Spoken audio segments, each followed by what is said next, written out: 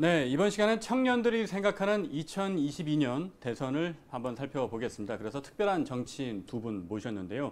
30대를 대표하는 국회의원 장경태, 장혜영 의원님 나오셨습니다. 한 분씩 인사 말씀 부탁드리겠습니다. 먼저 장혜영 의원님. 네, 안녕하십니까. 저는 정의당 국회의원 장혜영이라고 합니다. 정의당에서 정책위원회 의장을 맡고 있고요. 국회에서는 기획재정위원회 소속으로 활동하고 있습니다. 아마도 많이 기억하시는 법안은 차별금지법 대표 발의 의원으로 기억하실 거라고 생각합니다. 네, 그리고 옆에 장경태 의원님 나와주셨습니다. 네, 안녕하세요. 서울 동대문을 출신의 장경태 의원입니다. 지금 현재 상임위는 국토교통위원회에서 활동하고 있고요. 더불어민주당 원내 부대표와 전국 청년당 위원장을 맡고 있습니다.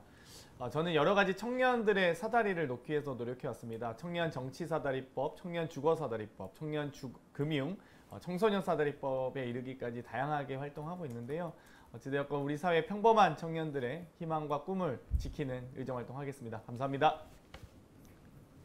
네, 이렇게 귀중한 시간 내주신 두 분 의원님께 감사 말씀드리고요. 조금 있으면 이제 국민의힘의 최종 후보가 결정이 됩니다. 그래서 그동안 국민의힘 경선을 역시 좀 관심 있게 지켜봐 주셨을 텐데요. 소속 정당의 경선과 비교해서 이번 국민의힘 경선에서 좀 인상 깊었던 점이 있다면 뭐 긍정적인 것도 있고 부정적인 것도 있을 것 같습니다만 한 가지씩 좀 꼽아보신다면 먼저 장혜영 의원님. 네, 일단 인상적이었던 것은 아무래도 그 투표 열기가 굉장히 높았던 부분이라고 생각합니다. 뭐 당원들도 그렇고 뭐 말하자면 경선 흥행에 성공했다 이렇게 평가받을 만하다고 생각하는데요. 근데 중요한 것은 그런 경선 흥행 이후에 과연 무엇이 남았는가라는 부분이라고 생각하는데 막말과 망언이 남았다라고 생각을 합니다. 도무지 어떤 유엔이 인정한 선진국의 대통령 후보라고는 생각할 수 없는, 상상할 수 없는 막말들이 오갔고, 그래서 이거를 사실 너무 흥미롭다 할까요? 좀 안타까운 부분은 이런 막말에 대해서 경선 주자들도 이미 충분히 인식을 하고 있어서 10월 말에 윤석열 후보랑 홍준표 후보가 각자 서로의 막말을 25개씩 쫙 정리해가지고 그걸 서로 발표하셨잖아요. 근데 윤석열 후보는 사실 이 전두환 씨에 대해서 뭐 5.18과 쿠데타 빼면은 정치 잘했다 이런 망언을 했고 이것에 대해서 비판적인 여론이 있으니까 마지막까지 그걸 수용하지 않다가 이제 그런 비판이 계속 거세지니까 정말 울며 겨자 먹기식이랄지 아니면 엎드려 절받기식이랄지 사과를 했었고요.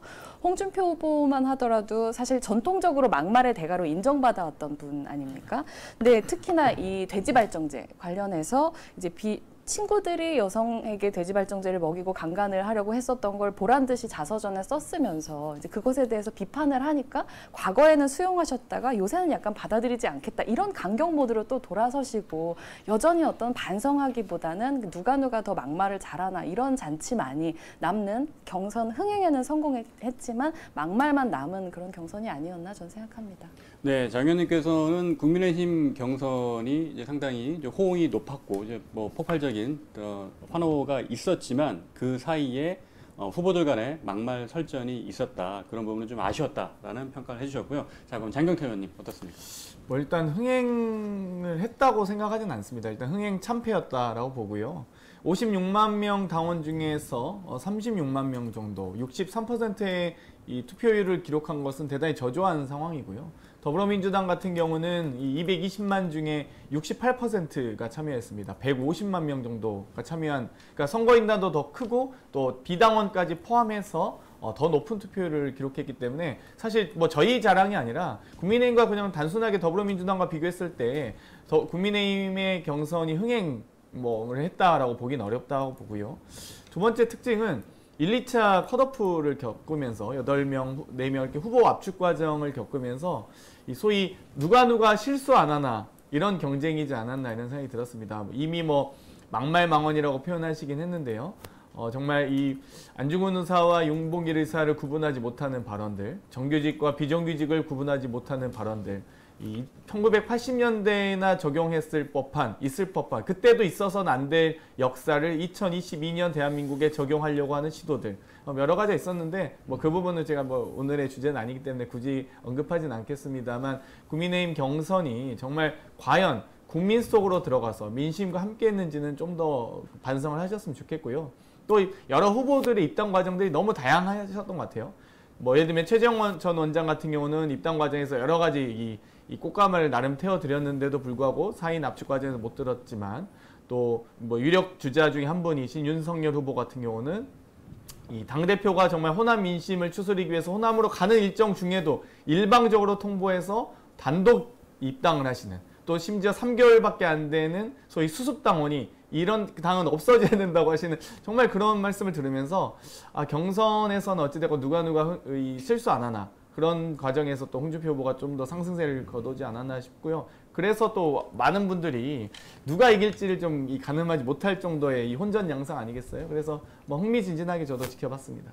네, 그 장경태 의원님 아주 날카롭게 지적을 해주셨는데, 특히 이제 누가 실수 안 하나 이런 표현을 해주셨는데, 그러면은 좀 긍정적인 인상을 준 일은 마땅히 좀 없었던 건가요? 뭐 그래도 사실 저는 그나마 유승민 후보 정도는 정책 토론을 좀 하려고 노력했다고 봤는데, 사실 유승민 후보의 말을 빌리자면 본인이 정책 토론하고 싶어도 정책 토론을 할 준비가 돼 있는 후보가 누구였는지, 이게 어찌되면 박수를 치려면, 맞장구를 치려면 두 손이 맞닿아야 되는데 혼자서 아무리 정책을 얘기한다 한들 다른 분이 정책을 얘기하지 않으면 뭐 이 토론이 안 되듯이 좀 그런 부분은 좀 아쉬웠던 것 같습니다. 예, 장 의원님께서 아주 호평을 해주셨는데, 자 여기서 한 가지만 좀 짚고 넘어가 보면, 그 장경태 의원님 말씀과 또 장양 의원님 말씀이 좀 두 개 엇갈리는 관점이 있습니다. 흥행이 성공한 거냐 아니면은 뭐 실패한 거냐인데, 이 팩트만 조금 짚어드리면, 더불어민주당 같은 경우는 이제 경선의 어떤 투표율이 더 높았습니다. 국민의힘보다 높았던 건 사실인데, 국민의힘의 상황만 놓고 본다면 국민의힘 입장에서는 상당히 고무적이었던 거는 사실입니다. 왜냐하면 과거 박근혜 후보 선출 당시에 투표율이 42% 정도였고요. 이번에 64%가량 나왔기 때문에 국민의힘 입장에서는 좀 흥행이 있었다라고 보는 게 좀 더 맞을 것 같습니다. 자, 그럼 장경태 의원님께 좀 민주당에 대한 입장을 민주당 사정에 대해서 질문을 좀 드려보면, 사실 경선 후에는 늘 후유증이 이제 남기 마련입니다. 민주당도 처음에 이재명 후보 선출 후에 이낙연 후보 측과 불협화음이 없지 않았습니다. 아울러 전통적인 민주당 지지층에서는 이 후보에게 호의적이지 않다, 뭐 이런 지적도 나오는데요. 지금 민주당 내부에서는 원팀을 어떻게 좀 준비하고 있습니까? 일단은 두 가지 측면이 있는 것 같은데요. 모든 경선은 치열할 수밖에 없습니다. 뭐 예를 들면은 뭐 이 국민의힘 같은 경우만 해도 손바닥을 친다든지 어깨를 툭 치면서 그만 좀 해라, 뭐 이런 식의 말씀도 하는데, 뭐 물론 더불어민주당의 내부 경선에서도 당연히 치열한 경선을 치렀고요.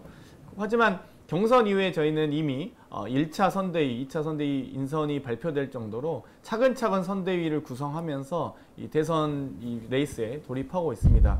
여러 가지 결국 경선 중에는 어떤 두세 가지 갈래로 갈 수는 있지만, 또 그 갈래들이 함께 모여서 하나의 열매를 맺는다는 점. 아무리 사과나무에 나뭇가지가 많아도 결국 이 열리는 열매는 사과 한 종류입니다. 그렇기 때문에 저희 또한 이 더불어민주당의 선대위, 이재명 후보를 중심으로 저희가 똘똘 뭉쳐서 갈 예정이고요. 전통적 민주당 지지층이 누구를 의미하는지 저는 모르겠는데, 예를 들면 뭐 전통적인 친노라고 볼 수 있는 분들이, 많은 분들이 또 이재명 후보를 지지하기도 했고요.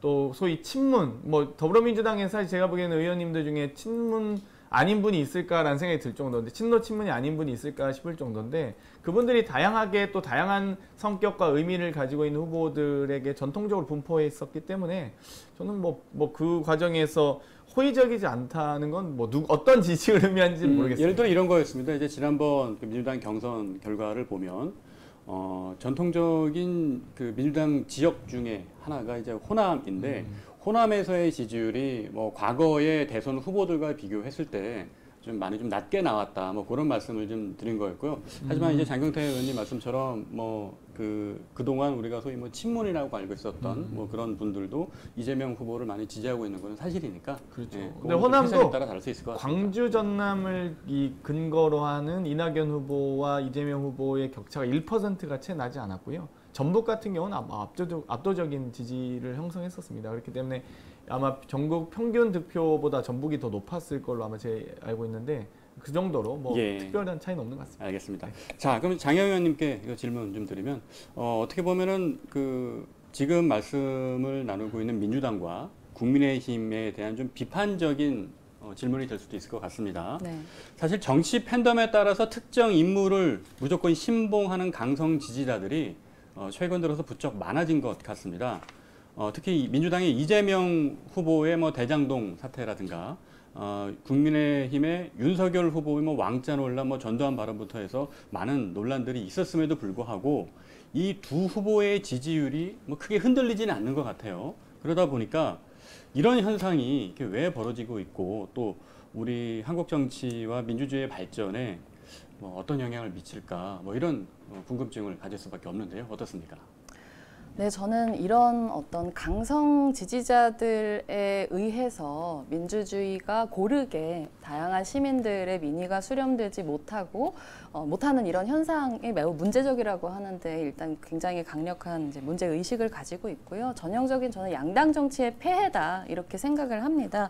왜냐면 일단 상대를 무조건 이기면 그만이다 이런 전제가 이제 양당이 서로 계속 어떤 권력을 주고받는 이런 지금의 정치 체제에 있어서는 전제가 되어 있기 때문에 누구를 가지고 이길 것인지를 저는 이 강성 지지자층들이 정한다고 생각합니다. 그리고 그 정한 사람한테 이제 투사를 하면서 소위 요즘 말로 피해 실드를 치죠.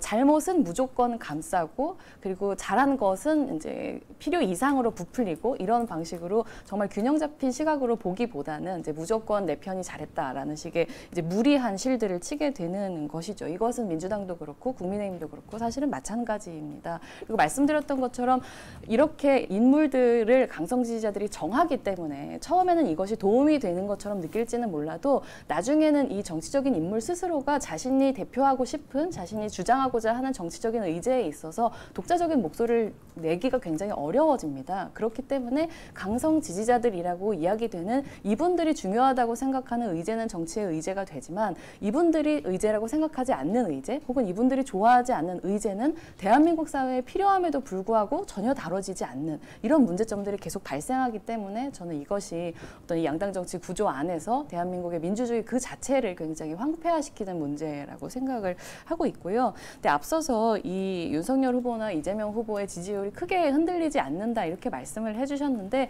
저는 사실 조금 다른 생각을 가지고 있습니다.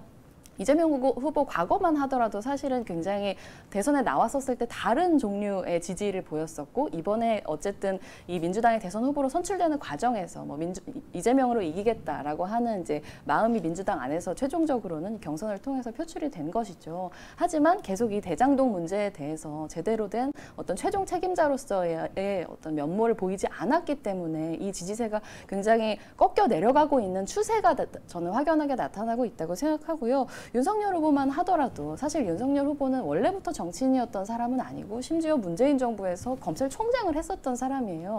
원래부터 자기가 만들어낸 지지율이 아니라 오히려 문재인 정부나 더불어민주당에서 과도하게 총장을 공격하면서 만들어진 지지율인데 정작 정치인으로 등판하고 나서 계속 망언하고 막말하고 이러면서 스스로의 지지율을 깎아먹으면서 오히려 홍준표 후보에게 기회를 주었던 것이기 때문에 저는 강성 지지층은 분명히 존재하고 있고 이것이 콘크리트처럼 막고 있지만 약 30%를 계속 유지하고 있는 지지정당 없음 혹은 아직 유보 중임이라고 하는 분들께서 그 시민들께서 결정하는 선거가 바로 이번 선거다라고 생각합니다. 네, 그럼 이제 비슷한 질문을 장경태 의원님께도 좀 드려보려는데요. 며칠 전에 선대위원장을 지내셨던 선거본부장인가요? 선거위원장이죠. 이상민 의원께서 이런 말씀하셨습니다. 이제 김어준 선관위원장. 예. 김어준 씨가 이재명 후보 지지를 한 사실을 언급하면서 김어준 씨가 이재명 후보를 지지하는 게 민주당에 도움이 안 된다. 왜냐하면 이제 중도 확장성을 낮춘다. 이제 방금 장영 의원님 말씀하신 어떤 그 강성 지지자들의 어떤 한계나 뭐 이런 것까지 비슷한 말씀을 해주셨는데 어떻습니까, 장영태 의원님? 일단 장혜영 의원님을 지지하는 또 강성 지지자들이 계시기 때문에 또 정의당의 이 당원들의 이 탄탄한 기반이 저는 형성된다고 보고요. 사실 이제 이 메신저의 차이가 있는 것 같습니다. 그러니까 이상민 의원님이 이제 말씀하신 취지도 충분히 제가 무슨 말씀인지는 알겠지만 이 김어준 씨가 가지고 있는 어떤 일정한 팬덤과 또 진보적 성향의 어떤 지지자, 우리 당원들 층이 있고요. 또 중도적 메신저가 있다고 봅니다. 여러 가지 이 다양한 메신저들이 많은 이 발언들을 해주시면서 우리 이재명 후보를 잘 설명하고 국민들께 잘 또 이해하게 하는 게 또 그 메신저들의 역할이라고 보거든요. 그렇기 때문에 뭐 확장성 문제는 아닌 것 같고요. 각각의 역할, 메신저들의 역할과 영역들이 있기 때문에 그런 부분들이 잘 또 조화를 이루면 좋을 것 같습니다. 네, 그 장 의원이 좀 전에 이제 양당제가 갖고 있는 한계점을 좀 말씀해 주셨는데 사실 양당제가 뭐 장점도 있고 단점도 있습니다만 이제 단점의 경우에는 좀 제3정당의 힘을 쏟기가 좀 어렵다. 뭐 이런 점들이 나올 텐데요. 한국 정치에서 정의당의 이번 대선 목표가 무엇일까 하는 이제 궁금증도 일반 대중들이 갖고 있습니다. 2017년도에는 제가 알기로 6.17%를 득표했거든요. 네. 이번 대선에서도 역시 심상정 후보가 출마를 했는데 어떤 예상, 어떤 전망을 좀 하고 계십니까? 정의당의 이번 대선 목표는 당연히 대선 승리이고요. 다른 말로 하자면 집권입니다. 그러니까 일단 이번 선거에서 시민들의 마음의 향방은 저는 이미 정권 교체의 방향으로 굳어졌다라고 생각합니다. 정권 연장과 정권 교체 이 두 가지 중에서 국민들의 마음은 이미 정권 교체로 갔습니다. 그렇기 때문에 옆에 앉아 계신 존경하는 장경태 의원님께는 약간 외람된 말씀이기는 하지만 저는 이번 선거는 그렇기 때문에 이 윤석열 후보가 됐든 홍준표 후보가 됐든 이제 곧 정해지는 국민의힘 후보와 심상정 후보의 대결이 될 수밖에 없다고 생각합니다. 왜냐하면 이것이 정권 교체를 위한 선거이기 때문에 그리고 그렇기 때문에 저는 승리가 가능하다라고 보는 입장인데요. 그러니까 정권 교체는 필요하다. 하지만 아무리 봐도 이 인물론에 있어서 최소한 이 인성 평가에 있어서 홍준표 후보와 심상정 후보, 윤석열 후보와 심상정 후보를 두었을 때 도저히 홍준표 후보나 윤석열 후보는 찍을 수 없는 시민들께서 마지막에 결국 심상정 후보를 선택해 주실 가능성이 굉장히 높다고 보기 때문입니다. 그래서 국민 세 분 중에서 한 분이 심상정 후보를 선택해 주시면 저희는 분명히 집권 가능한 승리를 이룰 수 있다고 판단하고 있고요. 그렇게 되는 것이 이 한국 정치를 너무나 오랫동안 이렇게 수렁에 빠져왔었던 이제 양당 기득권 주고받기로부터 해방시킬 수 있는 이제 그런 중요한 기점이 되는 선거다 이렇게 봅니다. 네, 그 정권 교체는 꼭 필요하다라는 말씀을 해주셨는데 사실 그동안 이런 큰 선거가 열릴 때마다 이제 민주당이 정의당 쪽에는 뭐 단일화 이런 거를 요구하는 경향이 좀 많이 있었습니다. 그래서 과거에 이정희 후보 같은 경우는 뭐 박근혜 후보를 떨어뜨리기 위해 나왔다 이런 말씀도 해서 좀 유명한 일도 있었는데 그러면 이번에는 민주당과의 단일화는 절대 없다 이렇게 이해를 해도 될까요? 네, 당연히 그렇게 이해를 하셔도 되고요. 여러 번 이제 저희가 말씀을 드렸음에도 불구하고 자꾸 물어보시니까 사실 심상정 후보님부터 저희 당원들 굉장히 지겨워하고 있습니다. 그래서 이 질문을 중앙일보에서는 좀 마지막으로 해주시면 좋겠다. 네, 이번 선거에서 단일화는 없습니다. 네, 없습니다. 제가 네, 한 말씀 드리면 정당의 목적은 국민이고 목표는 집권입니다. 그렇기 때문에 이 과정에서 아마도 정의당도 당연히 집권을 목표하는 정당이라고 보고요. 그 과정에서 워낙 이 국민의힘이나 보수정당의 후보가 너무 아니다 이 사람은 하셨기 때문에 국민을 바라보고 저는 아마 이 단일화 등을 하셨는데 저는 가장 바람직한 어떤 대선 구도는 2017년 대선 구도라고 봅니다. 그러니까 어떤 특정 후보를 반대하기 위해서 혹은 어떤 특정 후보를 지지하기 위해서의 단일화도 물론 의미가 있겠지만 그보다는 다양한 정당이 각각의 자기만의 어떤 정강 정책과 어떤 집권 비전을 가지고 대선을 치르는 게 좋다고 보고요. 그런 점에서는 안철수 후보도 그동안 이 미래통합당 혹은 국민의힘에게 워낙 많이 뒤지지 않았습니까? 2020년 총선에서 본인들이 스스로 비례정당으로 전락하면서까지 지역구 후보를 내지 않으면서까지 국민의힘 승리를 위해서 도와줬고요. 보수 야권의 승리를 위해서 도와줬고 또 올해 4.7 재보궐 과정에서는 야권의 서울시장 후보, 야권이라고 좀 표현해서 죄송합니다. 보수 야권의 지지율 1위였음에도 불구하고 이 여러 단일화 과정에 굳이 응해서 오세훈 시장의 당선에 빼놓을 수 없는 역할을 했습니다. 그렇기 때문에 이 부분에 대해서도 그럼에도 불구하고 이제 뭐 국민의힘은 이 당대당 통합 과정에서 전혀 양보하지 않는 모습을 보였죠. 그렇기 때문에 저는 각 당이 가지고 있는 어떤 보수와 진보 1대1 구도만이 아니라 각 당이 가지고 있는 역할과 뭐 다양한 어떤 비전을 가지고 경쟁했던 2017년 대선 구도가 좀 바람직하다고 생각합니다. 근데 저는 여기에 약간 다른 생각을 가지고 있는데요.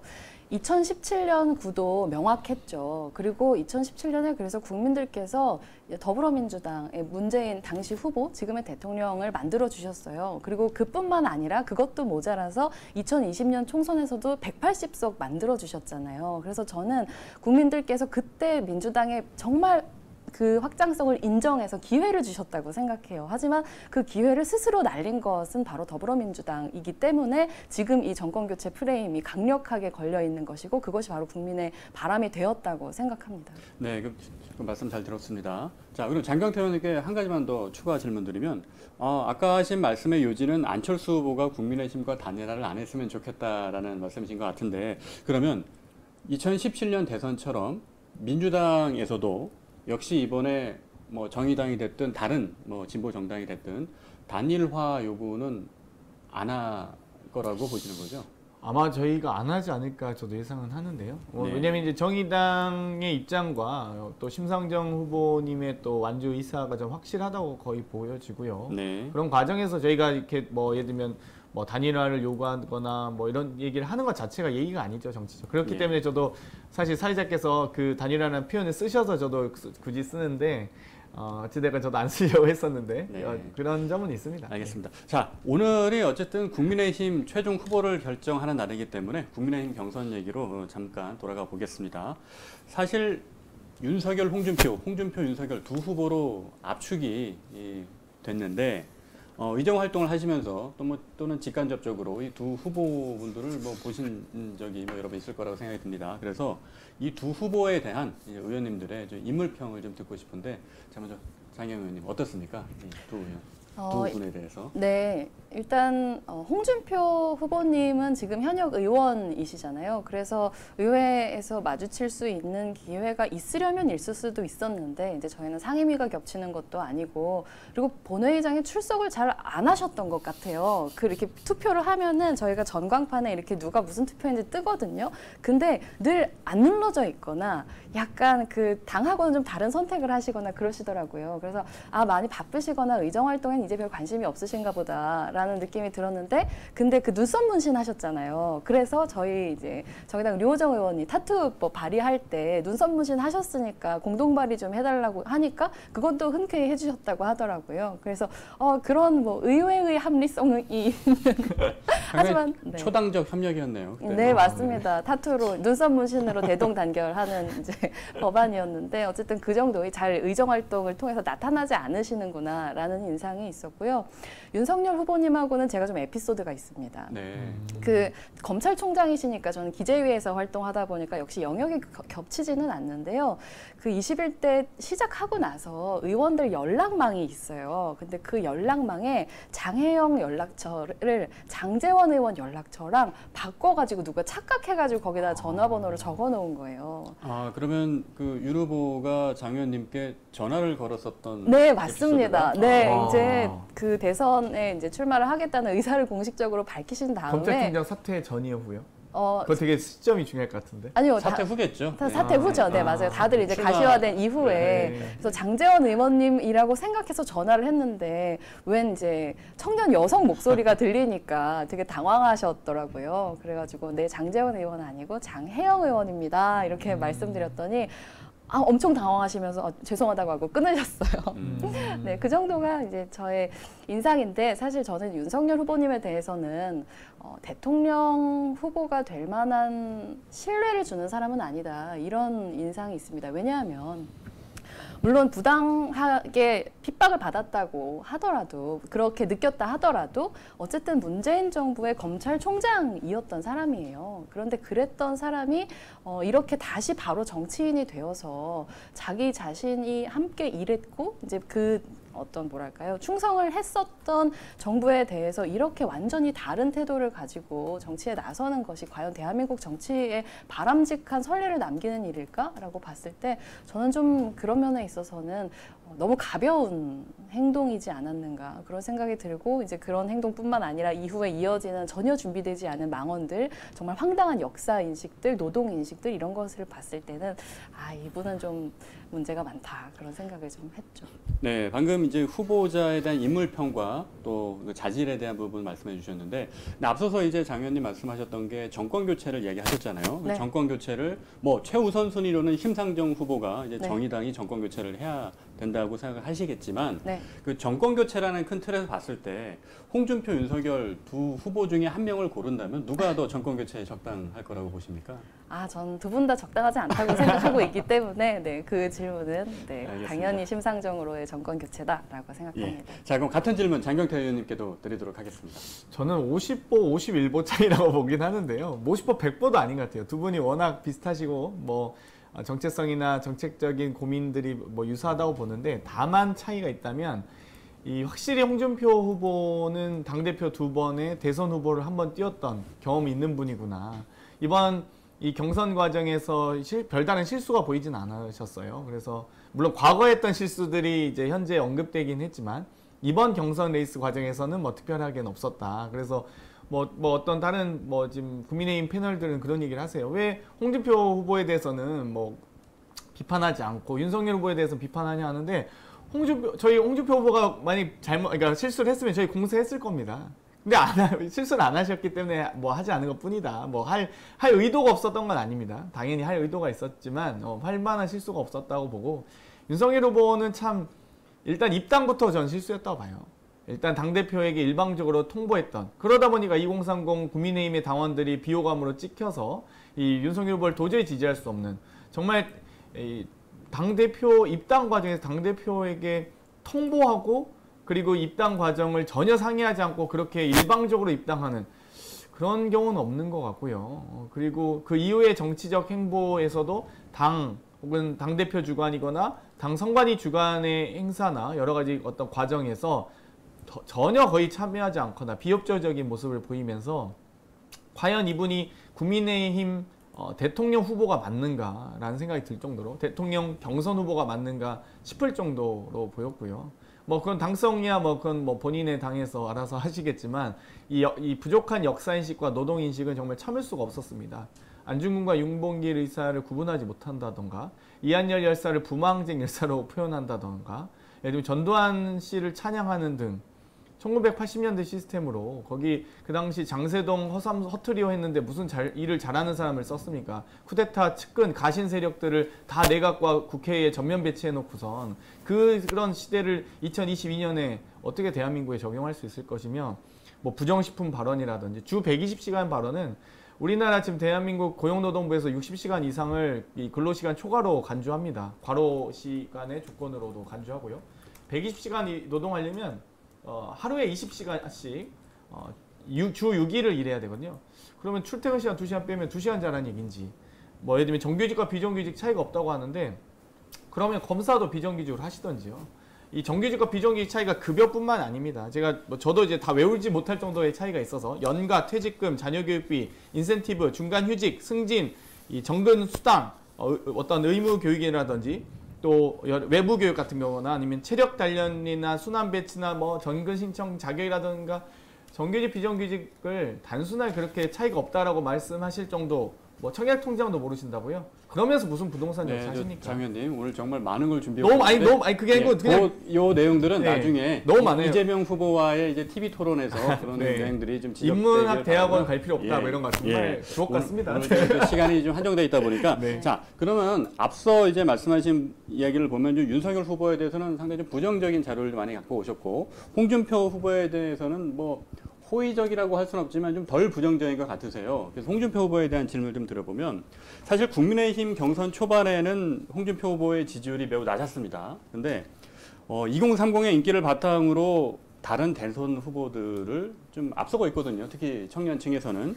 그리고 국민의힘의 상황을 좀 놓고 본다면 6월 달에 이준석 대표가 30대 야당 대표로 선출될 수 있었던 것도 이 청년들의 지지가 컸고 그리고 4월 서울 부산시장 선거에서도 2030이 국민의힘을 많이 지지했던 걸로 나오는데 자 이런 현상이 민주당 입장에서는 좀 뼈아프게 들릴 수 있습니다. 자 어떻게 보십니까? 이것에 대해서. 뭐 일단 국민의힘 경선 과정에서 윤석열 후보, 홍준표 후보의 차이가 있다면 윤석열 후보는 워낙 꼰대 같은 모습 많이 보였죠. 젊은 당대표 무시하는 듯한 행동들 너무 많이 하셨다고 보고 그에 반해서 이 홍준표 후보는 좀 호탕한 이미지를 가지고 있으면서 좀 반사이익을 좀 누렸다고 봅니다. 뭐 홍준표 후보가 그렇다 해서 뭐 청년 정책에 대한 이해가 높거나 청년 문제 해결하겠다 의지가 높아서 저는 지지로 이끌어졌다고 보지는 않고요.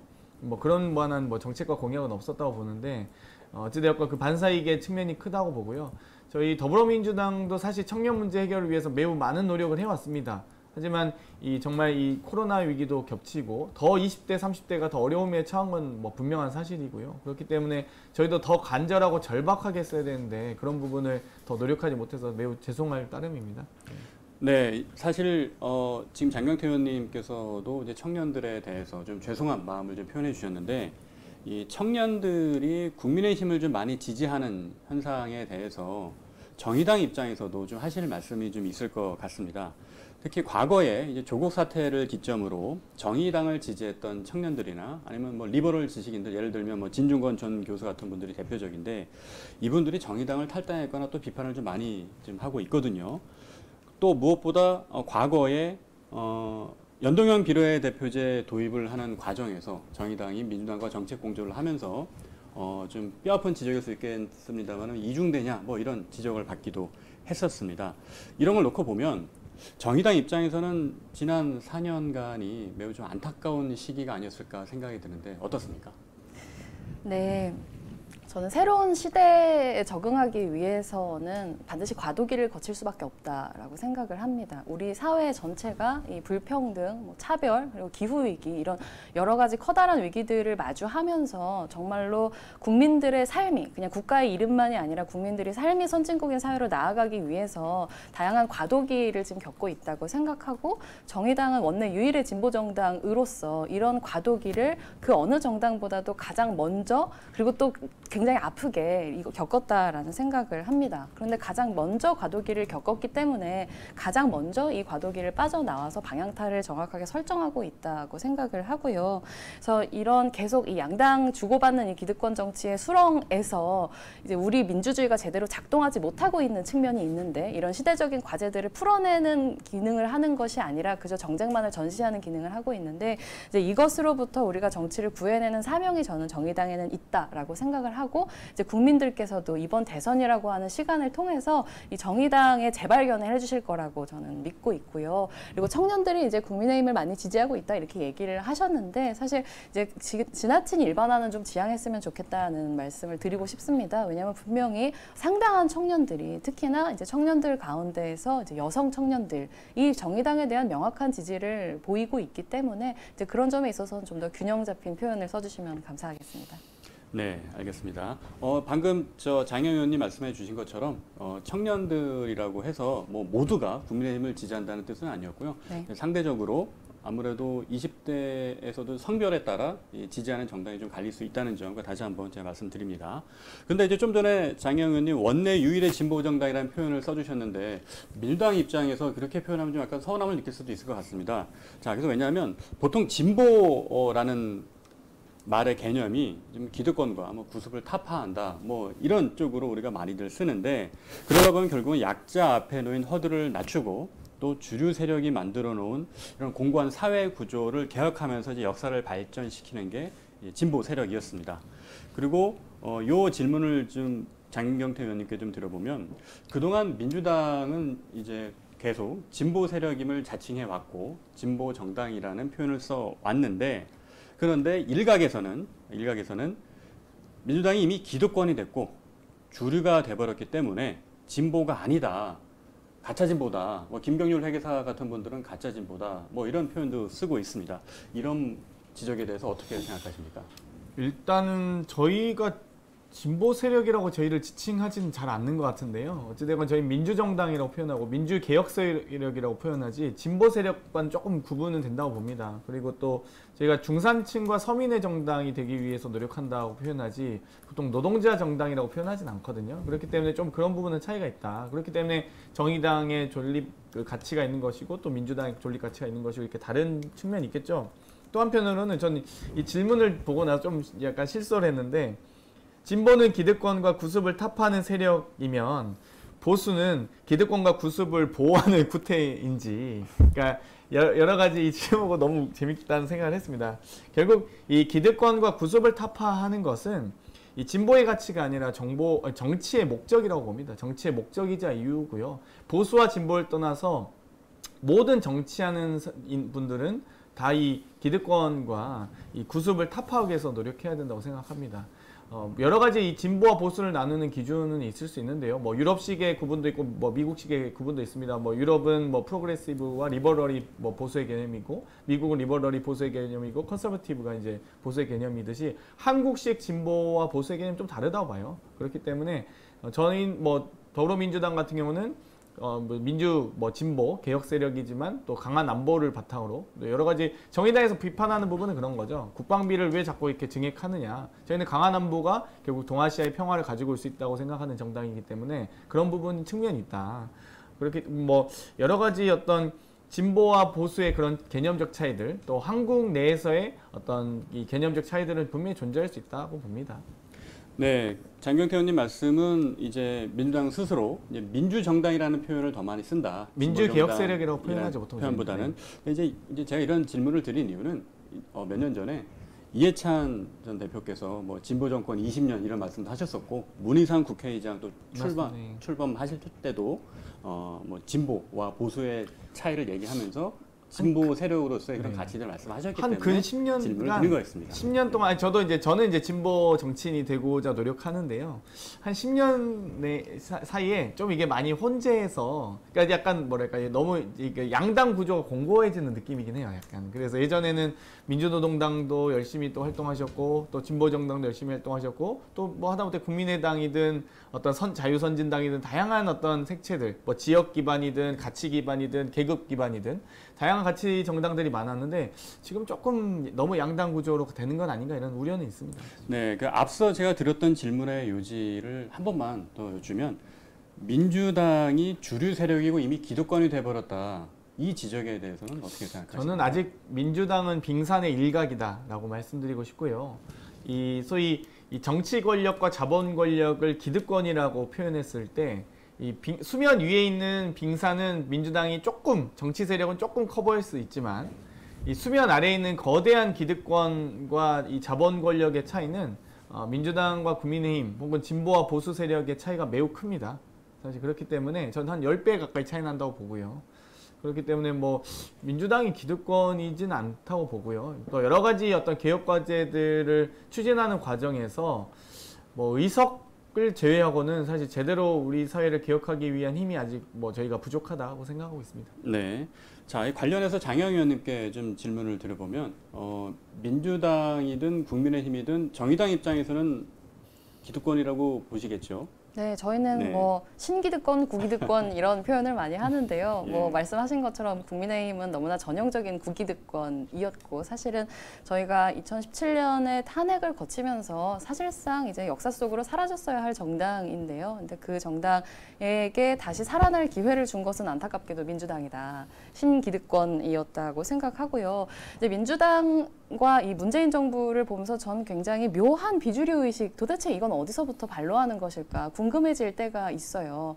그러니까 민주공화국에서 대통령 그리고 180석이라고 하는 과반 이상의 의석을 가졌으면 가장 강력한 세력입니다. 그런데 여전히 우리는 아직 모자라다라면서 국민의힘에 대한 어떤 컴플렉스를 계속 가지고 있는 것은 아닌가. 그렇기 때문에 국민들이 주신 너무나 귀하게 사용했어야 하는 권력을 정말로 국민들을 위해서 그리고 대한민국 정치를 진일보하기 위해서 사용하기보다는 그런 이제 비주류 의식 속에서 굉장히 어떤 진짜로 해야 되는 일들보다는 이제 자기 내부의 어떤 강성 지지자들 중심의 의제에 빠져서 그 기회를 날려버린 것이 아닌가 그런 생각이 듭니다. 아쉬운 지점이죠. 네, 추가해서 질문드리면 이제 기성세대 이제 소위 우리가 말하는 586 세력이 2030이 보수화됐다라는 표현을 쓰는 경우가 많이 있었습니다. 일부에선 뭐 역사의식이 없다 이러는 발언도 있었고요.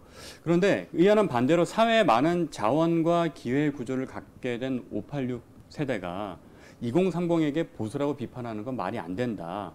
무엇보다 청년의 취업이나 주택난이 심각한 상황에서 기성세대가 앞으로 좀 무엇을 해야 할지 그리고 이런 커지는 세대 갈등에 대한 해결책은 어떤 게 있을지 이것도 장영 의원님께 질문드립니다. 네, 저는 일단 우리가 진짜로 해결해야 할 문제가 과연 세대 갈등일까? 라고 하는데 다시 질문을 던지고 싶습니다. 그러니까 우리 사회에서 가장 중요한 갈등이 세대 갈등이다 이렇게 표현을 하기 위한 전제는 각 세대 간의 그러니까 각 세대별 동질성이라고 생각합니다. 20대는 다 비슷하게 살고 50대는 다 비슷하게 사는데 20대와 50대의 삶이 너무 다르다라고 할 때 저희는 세대 갈등을 이야기할 수 있는 전제 조건이 마련된다고 생각을 해요. 하지만 정작 지금 세대 내 불평등을 바라보면 너무나 심각합니다. 빈곤에 내몰려 있는 청년들도 있지만 이미 너무나 많은 자산을 형성하고 있는 그런 청년들도 있고요. 작년에 그런 발표에 따르면 종부세를 낸 어린이가 100명이다. 이런 얘기를 합니다.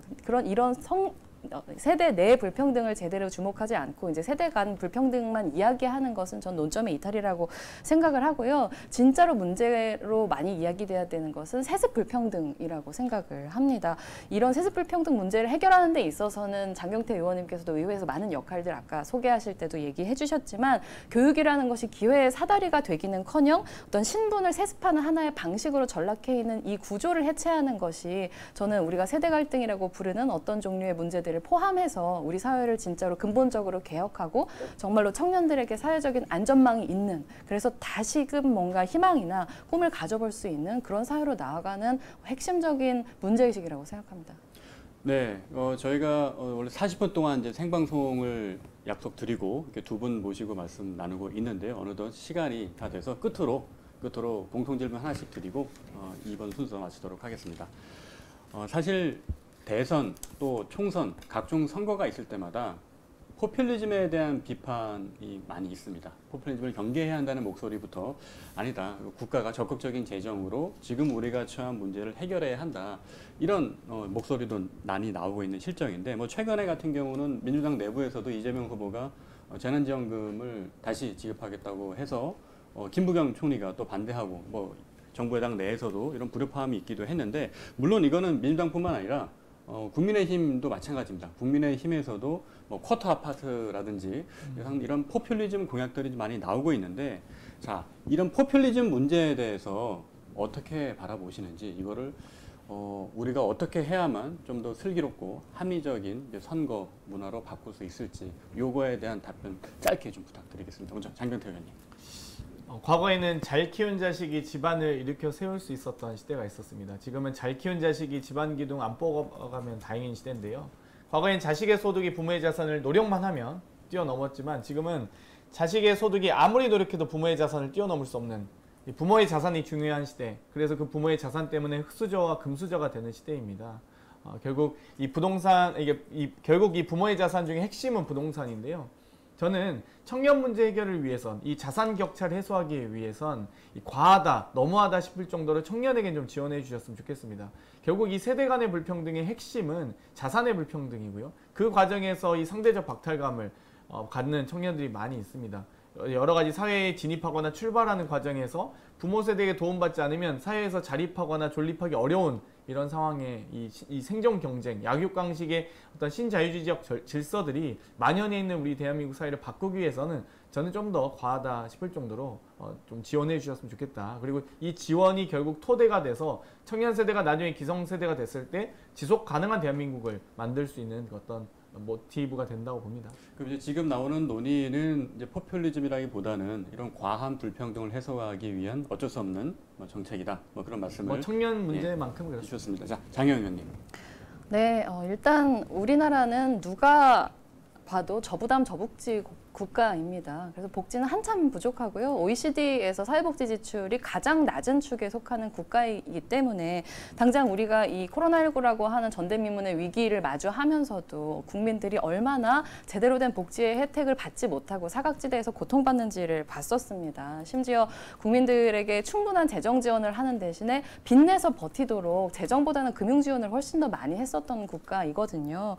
그렇기 때문에 이 코로나 위기를 돌파하기 위해서라도 지금은 어떤 재정에 있어서의 확장 재정 기조를 충분히 이제 설정을 해서 이제 국민들에게 충분한 복지를 제공해야 되는 타이밍입니다. 그리고 자꾸 세금을 퍼준다 이제 이런 표현들을 일각에서 쓰시는데 세금을 퍼주는 건 이제 국민에게 퍼주는 거잖아요. 근데 그 세금이 어디서 나왔는지를 생각하면 그 퍼준다는 말은 좀 이상해요. 왜냐하면 그 세금을 기재부 장관이 벌어오는 게 아니라 국민들의 피땀 눈물을 모아가지고 그 세금을 마련한 것이거든요. 게다가 국간을 비축해두는 이유는 지금 같은 위기 상황에서 충분히 쓰기 위해서 비축을 하는 것이죠. 그런데 이제 이런 지원들을 무조건 뭔가 포퓰리즘이다 이렇게 얘기할 수는 없다고 생각합니다. 그런데 다만 이제 이재명 후보님의 재난지원금은 과연 그것이 지금 당장 우리 국민들에게 가장 필요한 형태의 복지인가에 대해서 정의당은 좀 이견을 가지고 있습니다.